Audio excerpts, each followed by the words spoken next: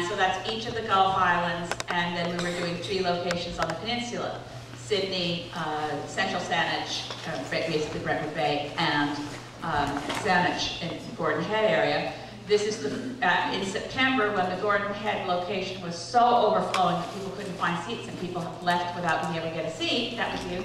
So we just thought, okay, we're going to have to do 2 locations in Saanich, which makes sense. But after having done one in Gordon Head just in, I think it was January 8th, and the second one at Gateway Baptist, I was thinking that we might not have a full house here because people had had their chance to come. Well, this is fantastic, because obviously, and I think Craig isn't kidding when he suggested maybe next time. But anyway, so now it's 9 locations in the riding twice a year. So we will be probably using the same 2 locations again. And the rhythm of it that seems to make sense is to present what happens in the winter to spring session of Parliament, which takes me to the end of June that the House is sitting. We usually report on that right after Labor Day, and then the fall session report during the January recess. So the House is now in recess. We've been in recess since towards the end of December. And what I want to report to you about tonight is everything that's happened since the last town hall that we held in the Saanich area right after Labor Day. Now, as you may recall, we did go back to Parliament when we were expected to go back. We were expected to return to Parliament in mid-September, but Stephen Harper prorogued the House, and we went back in mid-October. So with the prorogation, I found more, suddenly I had empty days on my calendar. That never happens. So while my weekends were booked, my weekdays opened up, and I just continued with town hall meetings. I took a town hall democracy tour to 17 locations, got to most Canadian provinces, 7 provinces, and the Yukon, and in places from Dawson City to Fredericton, did democracy town halls across Canada. So that was I thought it was a good way to use the time when the House was shut down, speaking of democracy. So back to Ottawa in time for, we resumed in Parliament with a speech from the throne the week after the Wednesday following Thanksgiving. The major news in the speech from the throne was the agreement in principle for the Comprehensive Economic Trade Agreement. This is the agreement between Canada and the European Union, the text of which is still not available. So if you're interested in what we think is in it, I can certainly try to address that, but the text is still not available to parliamentarians. After the other things in the speech from the throne were not really very surprising, but the legislative agenda immediately rolled out, and as has become, now some conservative members of Parliament refer to this as if it's a tradition of Parliament. It's only a very recent tradition of Stephen Harper, so it's not a traditional parliamentary process that we get 2 omnibus budget bills. A spring omnibus budget bill and a fall omnibus budget bill. And what that means is that for every budget of 2012 and budget of 2013, those are the only 2 years in which this has ever happened in the history of Canada. Didn't happen in 2011, by the way. But you end up with essentially a cumulative total of about 800 to 900 pages of legislation, which is claimed to be required to put forward the budget. And that's not actually the case. A lot of the legislation that's thrown in these omnibus bills, omnibus basically coming from the idea of Latin for everything at once. And so the spring omnibus budget bill was to the budget of 2013. The fall omnibus budget bill was Bill C4, which we dealt with this fall. It really had, if it had any theme, it was taking aim at collective bargaining rights of civil service organizations.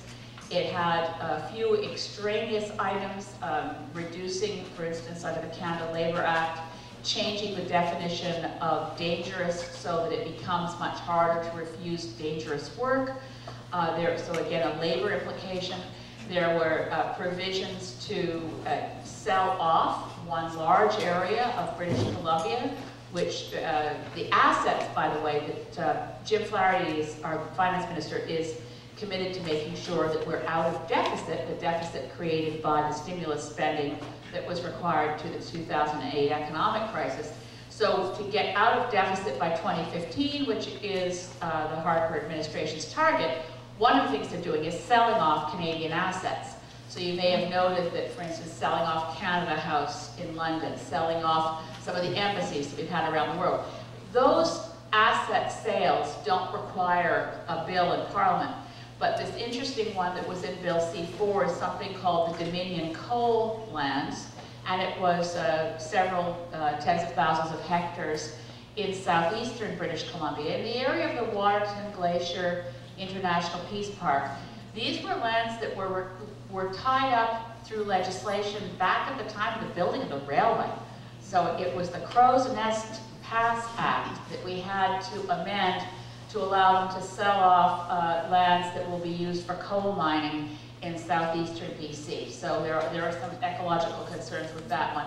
There were also legislation, I put forward amendments to all of the bills, of course, including a Copyright Act, First Nations Elections Act, a cluster munitions bill. But one of the things that happened this fall that was really difficult for me personally is that, and to back up, this is parliamentary procedure, and I'll try to keep it from being boring, but this is parliamentary procedure.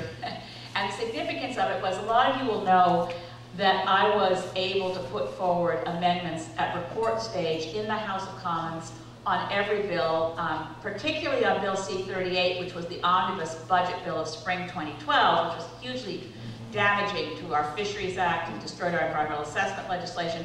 And I put forward 400 amendments on that. And the Conservatives didn't like that I did that. And it's the first time in the history of Canada, it's sort of a backhanded compliment, if I think of it this way, that a majority parliament of a powerful party, the Conservatives, decided to take aim at one single MP to destroy my rights to put forward amendments at report stage. So in that sense, it's a compliment. But what they did was they had in individual committees, all the committees of Parliament that resumed right after the prorogation that deal with legislation, simultaneously had motions put forward by Conservative members of Parliament that were identical. So the fiction here was that each of these members came up with their own motion independent of the others, but the language was identical. And what it said was that anytime there was legislation with amendments coming forward, 48 hours before the committee moved to clause by clause review of the legislation, members of Parliament who were part of parties, such as the Green Party with fewer than 12 seats, the Bloc Québécois, or independents, would be, quote-unquote, invited to submit amendments to committee. This is a way of getting around the fact that my right to submit amendments in the House of Commons as a whole, specifically because people in my situation are MPs in parties with fewer than 12 members, are not allowed to be members of committees. So they've created what's essentially not an invitation, but an experience of coercion, that if I don't show up to committee with my amendments, I won't have an opportunity to put forward amendments at report stage. If I do show up at committee with my amendments, they just go through a ritual slaughter before the committee, and I still can't put them forward at report stage. But it's worth the fight to bring forward good amendments. So I'm now, actually, it's had the effect of increasing my workload, because I have to run from committee to committee. Sometimes they're meeting at around the same time, and it's very difficult to show up with the amendments and get them heard. I'm allowed 60 seconds per amendment to describe my amendment, and then I'm, depending on the committee chair, I'm generally not allowed to defend them or explain them or even respond to an MP who wants to make a friendly amendment to one of my amendments. So that was a big change this fall, but I did continue to put forward amendments to every piece of federal legislation. And surprisingly, on the cluster munitions bill, the opposition parties collectively, and we worked quite well together, the Liberals, the New Democrats, and Greens, to amend what was, well, backing up again, as you can imagine, a bill before the House of Commons to implement a global treaty on cluster munitions is for the purpose of getting rid of cluster munitions. So the treaty that Canada has signed, but which we have not yet ratified, so that Canada would not use or transport or acquire or develop cluster munitions. The problem with the act to implement this was that it said, but if Canada happens to be in a joint military action with an ally that has not ratified the cluster munitions bill, that any armed force member can use, transport, whatever, cluster munitions. So and of course the United States hasn't ratified or signed the cluster munitions bill.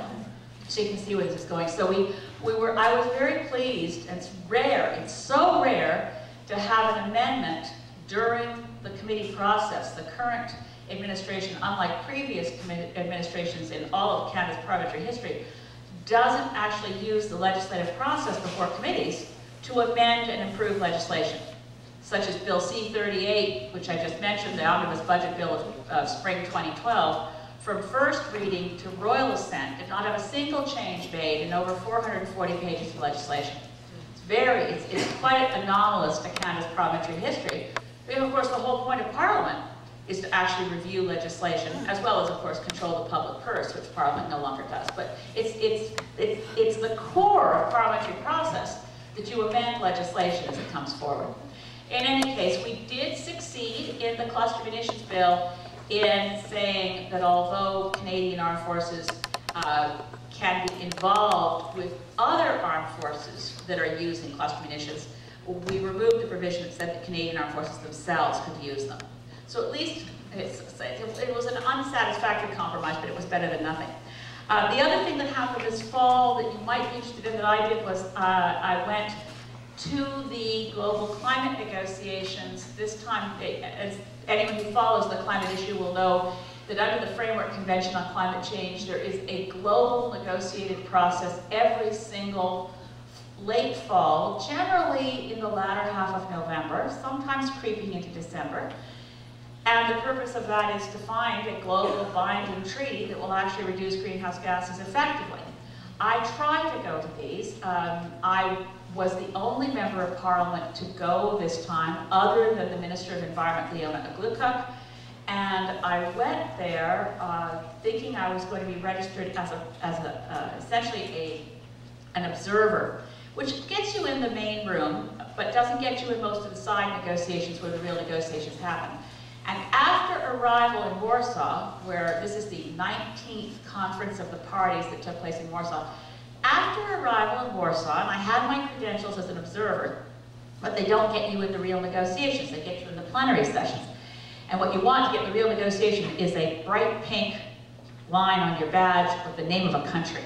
Now, I did ask Canada if I could please go as a member of the Canadian delegation, and after I was already in Warsaw was when I got the response from Leona Aglukkaq saying no, they were only bringing people on the negotiated group, the official delegation would only include people who were valuable to the delegation because they knew something about climate.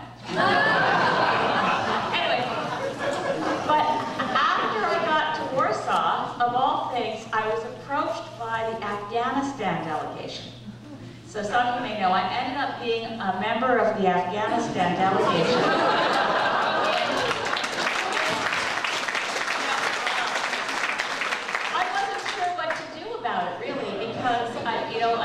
I have criticisms of the Karzai government, but the reality of the negotiations is that there was an Australian academic, a PhD in climate policy from a university in Australia, who was trying to help this little delegation of 3 Afghan nationals, the Deputy Minister of their Environment Department, someone from Foreign Affairs in Afghanistan, and somebody who's directing the climate policy. And we don't think about it much. Here's Afghanistan's trying to put together, in the last 10 years alone, their whole environmental policy, all their laws, their climate policy, and they're saying, look, we're being affected by climate change, we need to be part of the solution. And they also, the weird thing about UN negotiations is that when you go into these side rooms, despite the fact that they're in the plenary, you can get translation into 8 languages. As soon as you go in the side room where real negotiations are happening, it's all in English.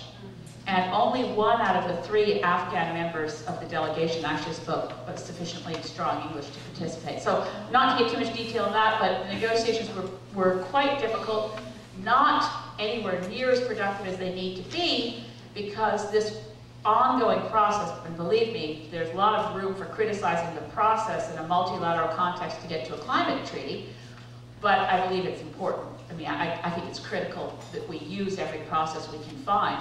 The deadline for a new global treaty, including everybody, is for 2015 at what will be COP21 in Paris. So I have a different reaction to the news of Hollande's infidelity. All I'm thinking about is if his coalition falls apart, what happens to the December 2015 climate negotiations in Paris?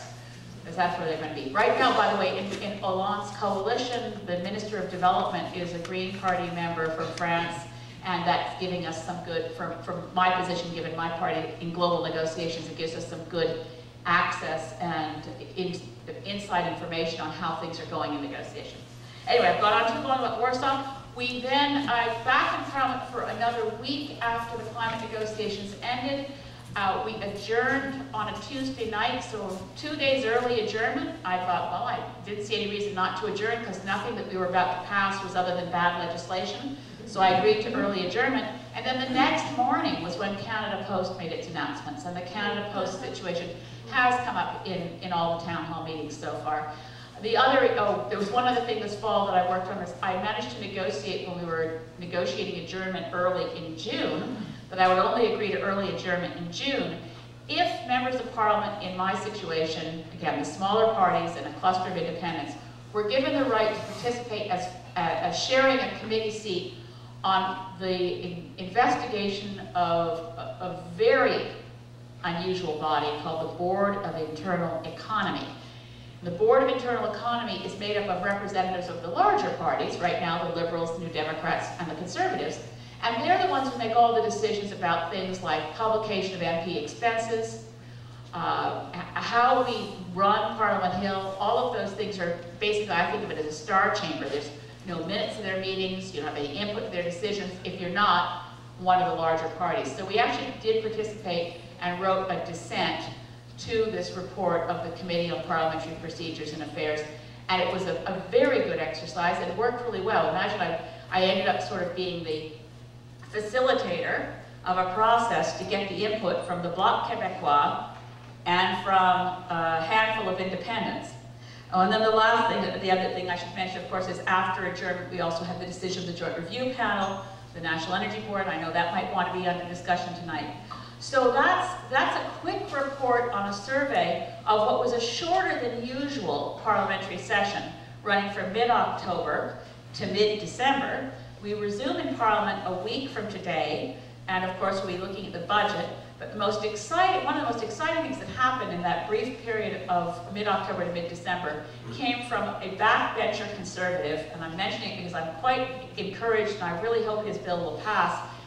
His private member's bill will come up for vote right before my private member's bill for a national Lyme disease strategy comes up. You may have seen it in the media, but a really wonderful Conservative named Michael Chong, who's the Member of Parliament for Wellington Halton Hills, has put forward a very good bill that he calls the Reform Act to reduce the power of leaders of federal political parties, to increase the power of backbencher members of Parliament within a caucus, and his bill would remove, which is something I've supported for a long time, remove the requirement under the Elections Act that the leader of every party sign the nominations for every one of their candidates. This gives the leader of a party the ability to threaten their candidates and their MPs and say, well, if you don't do what I say, I'm not going to sign your nomination papers. This is essentially the only clout and plausible threat that these guys have, other than saying, I'm going to yell at you and make your life miserable. They can do that, but this is an important legislative change, the Elections Act. And also, Michael Chong's bill would restore Canadian parliamentary democracy to more of what we have in the other Commonwealth countries. Our Westminster parliamentary system is, of course, shared with the UK and all other Commonwealth countries, but Canada's morphed in a weird way, and that's that. Whereas when you think of it, the Prime Minister in other countries in the Commonwealth can be removed by their caucus. So remember, Margaret Thatcher was removed not by a vote of the British electorate, but by her own caucus putting John Major in place instead of her. And in Australia recently it's happened twice, where Rudd was removed by Julia Gillard, and then Julia Gillard was removed by Rudd. Well, in Canada, only because, I think because of our proximity to the United States, we have kind of adopted some of the US political culture, with the idea that the leader of the party is only elected through the convention of the members, and they've deprived parliamentary caucuses of their right to say, look, we're sick of so-and-so, we're going to put somebody else in place. So what Michael Chong's bill would do would be to restore what's essentially still in common law and parliamentary tradition, still the rule in Canada. It just has gone into disuse. And his bill would say that if 15% of any caucus feels that they want to, they can trigger a leadership review in their own caucus. So it's a very strong parliamentary reform. And it wouldn't take effect until after the next election. So, but that's okay. I mean, if we can get this reform bill through, Canadian parliamentary democracy will be much healthier. And so I'm very committed to working to get it to pass. And as things now stand, I know that Michael Chong has the support. I would guesstimate, depending on how brave they feel on the day, somewhere between 20 and 40 conservatives would vote for his bill. It is a private member's bill, and there are things that could go wrong with it between here and getting it passed. That's as much as I should say by way of an opening. I'm sorry I went on so long. I am concerned how many people are still standing at the back. Are there any chairs that anyone has near them anywhere else in the room? There's a chair. Okay, there's one spot there. If anyone, is there one or two near you? One? And there's, oh, yeah, well, we can move some chairs over. Yeah, we should make sure, and particularly for anybody who's not comfortable, please signal to somebody else so that we can find you a spot to sit, or we can bring out more chairs. I have to say, as an exercise in democracy locally, nothing is as encouraging for me as to see so many people wanting to come out and find out what's going on in Ottawa and tell me what's on your mind. So now I'll stop talking. We'll try to figure out now, do we have more than one mic in the room, or do I have the only mic? Okay, so what we'll do is I'll try to repeat questions so that everybody can hear them. Jonathan, you're midway there. If people can help me spot, because I may not see hands that go up, this is probably the biggest town hall we've ever had. I think it is. We're just, so